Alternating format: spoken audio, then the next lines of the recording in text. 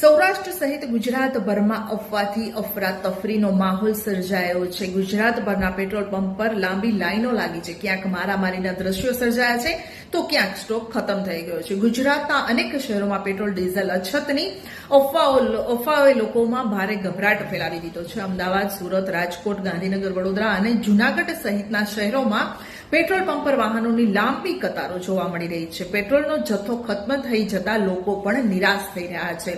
તો રાજકોટની વાત કરવામાં આવે તો રાજકોટમાં બીજે દિવસે પણ રૈયા સર્કલ, 150 રિંગ રોડ તેમજ નાના મવા વિસ્તારમાં લાંબી લાઈનો લાગી હતી પેટ્રોલ ભરાવવા માટે. ગાંધીનગરમાં કેટલાક પંપ પર તો પેટ્રોલનો જથ્થો ખત્મ થઈ જતા લોકોને નિરાશ થઈને પરત ફરવાનો પણ વારો આવ્યો હતો. ત્યારે જો જૂનાગઢની વાત કરવામાં આવે તો જૂનાગઢમાં પંપ માલિકોએ સ્પષ્ટ કર્યું છે કે પેટ્રોલ અને ડીઝલનો પૂરતો જથ્થો ઉપલબ્ધ છે.